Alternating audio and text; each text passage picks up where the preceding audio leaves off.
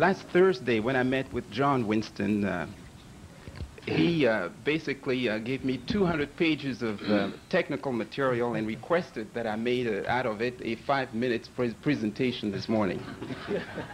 And he also indicated that the audience would be very non-technical in nature. So my presentation is going to be somewhat a tutorial for those of you who are not very familiar with the technical details of PCS. So let's start with the update on the PCS regulations, or the status of the current regulations as they were released last week. What does it mean to you, the small business owners, the businesses owned by minorities and women, generally referred to as designated entities? Well, consider to frame the problem, let's use an analogy. Consider that we were here this morning to discuss or debate a news release that the NFL came up with and decided to auction new franchises for football teams in your respective cities. What would you do? What are some of the milestones that you'll have to meet if you wanted to bid for an opportunity to own a football franchise? Well, the first thing would be, if you want to build a football team from scratch, to get a piece of land upon which you'll have to build your facilities, build your field, and the related training tools. The second milestone would probably be to actually structure a very, very coherent organization, the management team, the football players, the marketing team, and all these other people who are needed to promote your activities. And maybe the third thing would be to actually get the license to be part of the league so you can play against other teams and hopefully make money out of the organization. Well, that analogy is not too far-fetched. Here this morning, we're not here to discuss about a fictitious football team, but we are here to discuss a real possibility of actually owning and building a telecommunication franchise.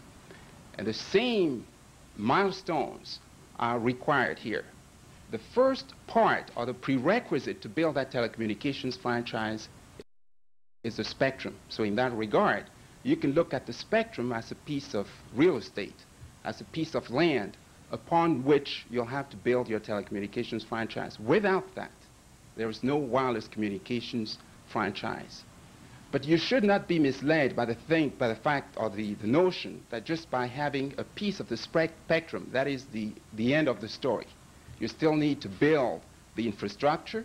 You still need to interconnect with other networks so that your users can have that interoperability or that seamless coverage, and you still have to run the organization and make it profitable.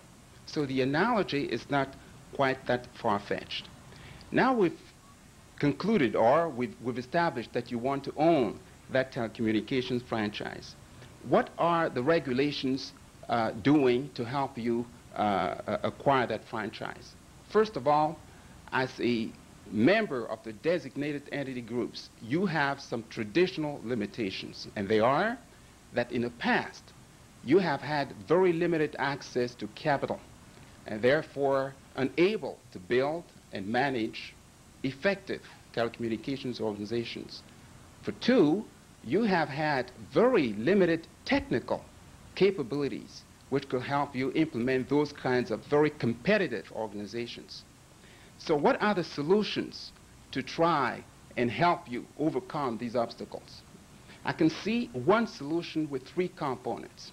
The first component to the solution was given to us last year when Congress revised or amended the Telecommunications Act of 1934 and actually issued a directive encouraging the FCC to ensure that members of the designated entity groups take full part in the provision of wireless communication services. So that was a very, very good part of the generic solution. The second component to the solution is actually what the FCC came up with last week in its document, and which is also a change to the initial set-aside 20 megahertz frequency block, which was proposed last year. I totally agree with Walter in his opening comments earlier that you may find that the current adjustment and the current rules are not enough really to permit members of the designated entity groups to fully take part in this telecommunications revolution. But given that, there are certain incentives that are created in the document which will give you the opportunity to participate. What are some of these incentives? If we were to look at the frequency band which were proposed, I will probably just go and say that there were two 30 megahertz blocks of frequencies referred to as block A and B, which were basically allocated to on the MTA basis. MTA stands for major trading areas. Think of these as roughly the size of the state. There's about 51 of those regions around the country. It'll be very difficult for you to take part in bidding for those kinds of auction pieces, because there you'll find competitors like the giants of the telecommunications industry. So it'll be unrealistic to go head on against these giants. However, there's a third block called the block C, which is also a 30 megahertz block, which would be licensed not on an MTA basis, which is about 51 of those licenses, but on a BTA basis. And there are over 490 BTAs around the country. What it means for you is that you have the chance, you have, let's say, 493 chances to bid effectively for those 30 megahertz blocks. That's the good part of it, that basically the size of the market is limited and therefore gives you a better chance to bid for those 30 megahertz blocks. It's called the block C. You can obviously increase that block by going for an adjacent 10 megahertz block which was allocated along it called block F. But let's just concentrate on the block C for the moment. You want to go after it. What are your options?